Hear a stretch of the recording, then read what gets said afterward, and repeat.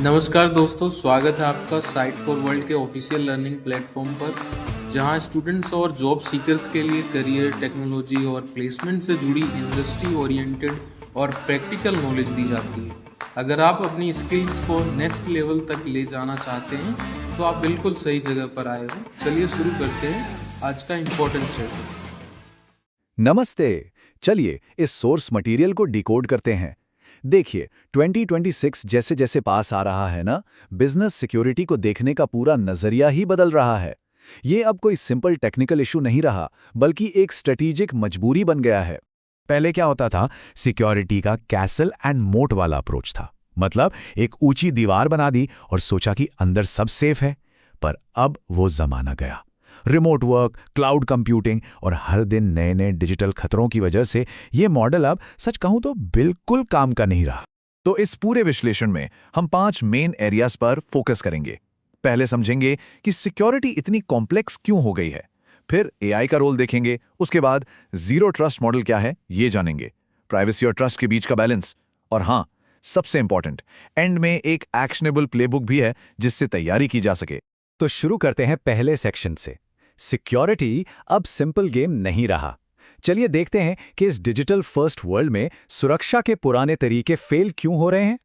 Okay, तो अब आते हैं एआई सिक्योरिटी पर। सच मानिए, आर्टिफिशियल इंटेलिजेंस सिक्योरिटी इंडस्ट्री के लिए एक गेम चेंजर बनकर सामने आ रहा है। हम अब सिर्फ अटैक होने के बाद रिएक्ट नहीं कर रहे, बल्कि उससे पहले ही प्रोएक्टिव हो रहे हैं, मतलब अटैक्स को प्रिडिक्ट कर रहे हैं। तो सवाल यह है कि एआई आखिर करता क्या है। देखिए, एआई सिस्टम्स एक सेकंड में इतना सारा डेटा, जैसे network traffic, user behaviour, system logs, analyse कर लेते हैं, जो इंसानों के लिए आसान नहीं है। और इससे होता यह है कि कोई भी अजीब या सस्पिशियस एक्टिविटी फौरन पकड़ में आ जाती है। रिजल्ट, अटैक होने पर रिस्पॉन्स टाइम बहुत कम हो जाता है और नुकसान भी कंट्रोल में रहता है। पर एआई इससे भी एक कदम आगे जाता है, और वो है प्रिडिक्टिव एनालिटिक्स। ये सिर्फ करंट अटैक्स को नहीं पकड़ता, बल्कि पिछले डेटा और पैटर्न्स को देखकर फ्यूचर के खतरों की भविष्यवाणी भी कर देता है। सोच के देखिए कितना पावरफुल है ये। इसको एक सिंपल एग्जाम्पल से समझते हैं।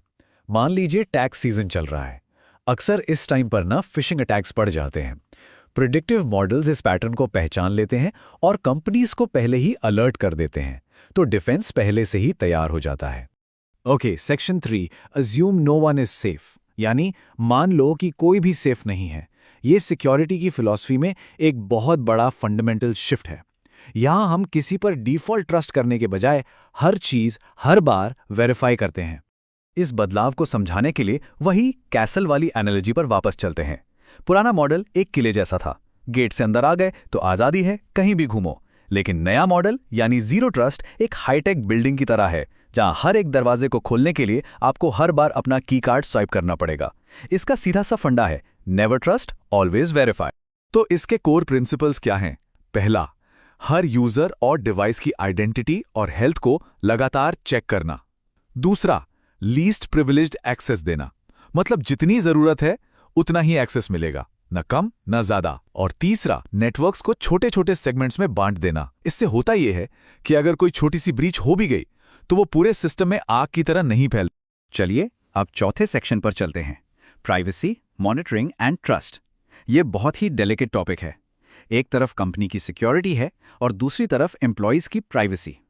इस बैलेंस को बनाना, इसमें ह्यूमन एलिमेंट का रोल बहुत इंपॉर्टेंट हो जाता है। जब ये बैलेंस बिगड़ता है तो परिणाम बहुत गंभीर हो सकते हैं। H&M का केस देखिए, उन पर 35.3 मिलियन यूरो का भारी जुर्माना लगा। क्यों? क्योंकि कंपनी ने अपने एम्प्लॉइज की बहुत ज्यादा पर्सनल डिटेल्स कलेक्ट कर ली थीं, उनके फैमिली इश्यूज, रिलीजियस बिलीव्स, यहां तक कि मेडिकल हिस्ट्री भी। ये एक वार्निंग है कि निगरानी और गोपनीयता के बीच की लाइन क्रॉस करने पर क्या हो सकता है। और सिर्फ कंपनीज ही नहीं, आम लोग भी एआई को लेकर थोड़ा स्केप्टिकल हैं। प्यू रिसर्च सेंटर के एक सर्वे में पता चला कि 71% अमेरिकन्स इसके खिलाफ हैं कि एआई हायरिंग के फाइनल डिसीजंस ले। यह साफ बताता है कि एथिकल गाइडलाइंस और ह्यूमन सुपरविजन कितना जरूरी है। सरकारें भी इस मामले में पीछे नहीं हैं। यूरोप का जीडीपीआर और कैलिफोर्निया का सीसीपीए जैसे कानून और भी सख्त होते जा रहे हैं। अगर इनका पालन नहीं किया तो कंपनी पर बड़े फाइनेंशियल और लीगल रिस्क आ सकते हैं। ठीक है, तो अब आते हैं 5वें और आखिरी सेक्शन पर। यहां हम एक प्रैक्टिकल एक्शनेबल गाइड देखेंगे। कुछ ऐसे स्टेप्स जिनसे बिजनेसेस इन आने वाले ट्रेंड्स के लिए आज से ही तैयारी शुरू कर सकते हैं। प्लेबुक का पहला पॉइंट एआई और ऑटोमेशन। इसमें सबसे पहले तो एआई बेस्ड सिक्योरिटी प्लेटफॉर्म्स में इन्वेस्ट करना है। फिर आईटी टीम्स को सिर्फ एआई पर डिपेंड नहीं करना, बल्कि उसके साथ मिलकर काम करने की ट्रेनिंग देनी है। और हाँ, रूटीन सिक्योरिटी टास्क्स को ऑटोमेट करना ताकि इंसानी गलती की गुंजाइश कम हो। दूसरा पॉइंट है आर्किटेक्चर और एक्सेस को मॉडर्न बनाना। इसका मतलब है जीरो ट्रस्ट फ्रेमवर्क की तरफ बढ़ना शुरू करना।